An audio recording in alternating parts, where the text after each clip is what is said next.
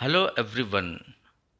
I, Captain Dr. Vinod Kumar Berwa, again ready with BA for third year's paper first English literature, Bharatri Part 2. Is poetry always worthy when it is old? In previous lecture, I have given a detailed introduction about Bharatri, his early life, his works, and the detailed summary of the poem, the four stanzas written by Bharatri. Now, students, I am going to teach you line to line, or to say explain his stanzas line to line. So to be very attentive. In this class, I would like to just flash back the previous class where I have given you an introduction. So I told you कि इन्होंने जो अपनी ये poem है, जो four stanzas हैं, इनके अंदर उन्होंने अपने मोरलिटी को रिप्रेजेंट किया है, ब्रदरहुडशिप को यहाँ पर रिप्रेजेंट करने का कोशिश किया, जस्टिस को, ट्रूथफुलनेस को, लव को, अफेक्शन को, डेडिकेशन को, और जो कहा जाए कि एक नीति शास्त्र को, श्रृंगार शास्त्र को, और लास्ट में वैराग्य शास्त्र के रूप में इसको रिप्रेजेंट करने की कोशिश की है।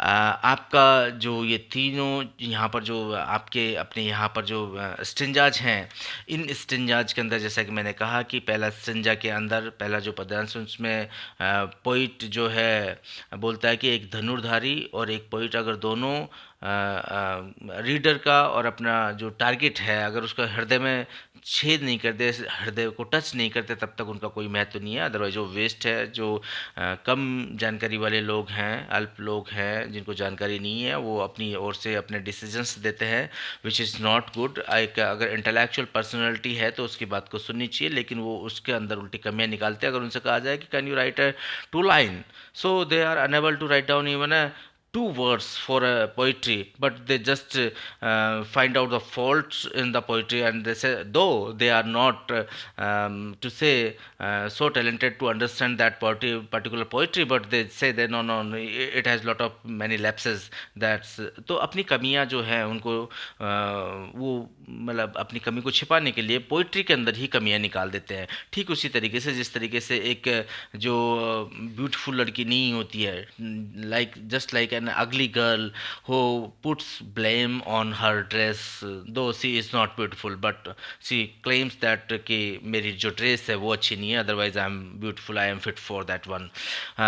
अगर हम फिफ्थ की बात करें तो उसके अंदर वो मानो कि लाइफ स्पेन को 100 years के बारे में टॉक करता है, एंड ही सेज दैट कि half of time we spent in to say in sleep, and then 1/4 in to say some sort of taking rest and living in childhood, suffering of old age, और उनके बारे में discuss करते हैं। Last में nearest and dearest जो हमारे खो गए उनको याद करके उनके बारे में हम वीप करते हैं। In the last one says that कि कुछ बचा टाइम है उसमें हम अदर लोगों को कार्य जो सम सॉर्ट ऑफ एक्टिविटीज़ को करते हैं। So real it is very difficult to find out the joy in this short span of life. In जो सिक्स्थ स्टेंजा में जैसे मैंने आपको बताया था कि वो एक पति पत्नी के बीच का एक संवाद है, जिसमें पति अपने घर को छोड़ करके जाने की परमिशन अपनी पत्नी से मांगता है। तो इस तरीके का एक संवाद है जिसमें वो 6 क्वेश्चनर्स को रेज करता है। तो now students come on line to line, I would like to teach the text line to line. Okay, look at the text.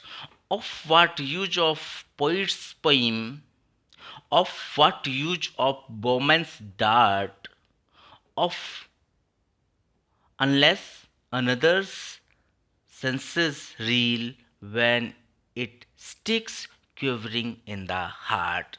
So look at of what is the use of poet's poem. उस poet की poem का क्या use है, क्या utilisation है। I think poet says that कि जब तक कि वो क्या नहीं करे, of what use of Bowman start. ठीक उसी तरीके से एक जो धनुर्धारी है, बॉमन जो धनुर्धारी है, डार्ट उसका एरो, उसका जो बाण है, उसका क्या महत्व। अनलेस अनदर सेंसेस रील, जब तक कि वो उसका जो कहा जाएगा कि राउंड रील मीन्स जो उसका राउंड है, जो उसका सर्कल है, उसमें व्हेन इट स्टिक्स, मतलब उसमें जाकर के लग नहीं जाए, स्टिक्स मीन्स लगना, क्यूरिंग इन द हार्ट, और दिल में जाकर के कंपन पैदा नहीं करे, यानी कि पोइट्री हो या तीर हो, दोनों जाकर के अगर एक व्यक्ति के दिल में जाकर के वो क्यूरिंग नहीं करे तो उस पोइम का कोई महत्व नहीं है। The aim of the poet's poem is to touch the heart of the reader so that his senses sway in a moment. Bowman's arrow has a similar aim. It should pierce the heart by sticking to it in a vibrant or vibrating manner. If poet's poem and Bowman's arrow do not pierce the heart of another person, they do not perform their function, तो उनका कोई महत्व नहीं है। वो अपना जो अपना फंक्शन, जो अपना कार्य कर रहे हैं, वो उसमें कहीं ना कहीं कोई कहीं ना कहीं कोई कमजोरी है, कहीं ना कहीं कोई तो he says that the real success of a poem and or to say arrow lies sticking to the heart and thus sway the sense of another persons। तो हम जो पोइट का कहने का मतलब ये है कि एक कवि और एक जो धनुर्धारी है, दोनों का लक्ष्य एक ही है कि वो हृदय को स्पर्श करे, टच करे, उसकी जो वाइब्रेंट फीलिंग्स निकल करके आनी चाहिए। अगर वो नहीं आती है तो उसका कोई महत्व नहीं है। Look at in the next stanza, alert to see how many faults they find, and if they are vexed because they fail to grasp the sense of works conceived for readers of intelligence, they naturally do not blame their foolishness.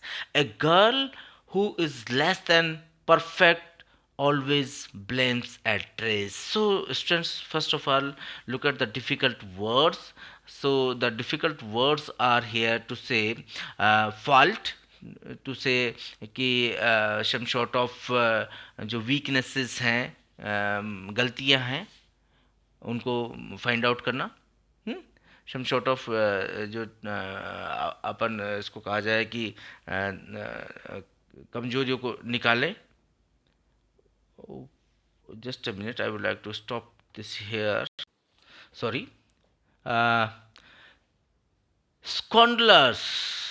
Scandalous rascals without the wit to fit a word or two of words together are daunted not a fit to sit in judgment on the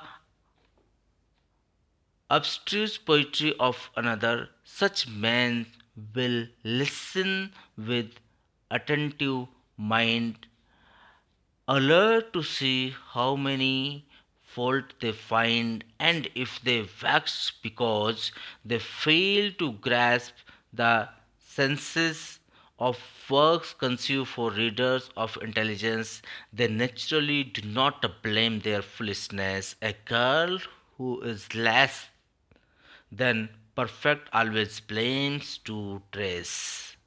So, come on, the text I would like to say the to say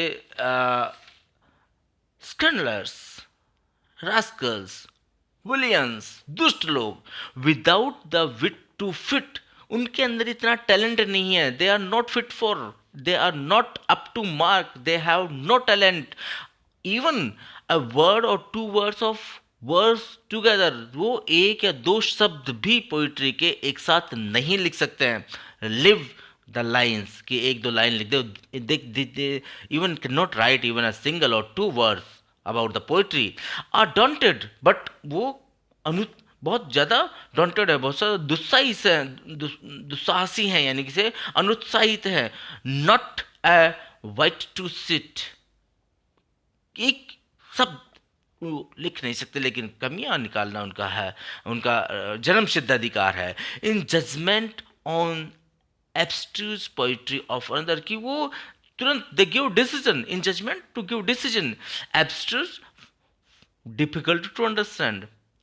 जब उनको दूसरों की poetry understand नहीं होती है तो सच man will listen with attentive mind, और फिर वो जो है ऐसे लोग ज़्यादा दिमाग लगा करके सोचने की कोशिश करते हैं, एंड दे व्हाट दे से, दे जस्ट से दैट कि आई मीन टू से भैरतरी इन लोगों को दुष्ट बोलते हैं, रास्कल बोलते हैं, और जो एक दो लाइन एक दो शब्द नहीं लिख सकते, वो उन कविताओं को जो पोइम्स को समझ नहीं पाते, वहाँ पर अपना निर्णय देने में बिल्कुल भी टाइम नहीं लगाते हैं। ऐसे आलोचक जो जितने बुद्धिमान हैं, they are not such intelligent हैं as white as fit to say, such men will listen the alternative mind. They are not such as to say intellectual one, but they just show themselves that they are too intelligent, और वो दूसरों के अंदर कमियां निकालते, find fault in others works and give a decision कि yes they are doing something else. So to say, however, they are not discouraged in the least judgment of the poetry of a poet, even they are not able to understand it. Such critics try to appear wiser than they really they are. वो अपने आप को साबित करते हैं कि हाँ हम ज़्यादा इंटेलेक्चुअल हैं, though they are not alert to see, हैं, अपने आप को वॉचफुल करते हैं, साबित करना चाहते हैं कि यस वी आर अलर्ट हैं, अपने आप को कैसे करते हैं, alert to see how many faults they find, अपने आप को मतलब इतना इंटेलेक्चुअल शो करने की कोशिश करते हैं, really actually they are not wiser as they show him themselves, and if they are vexed because they fail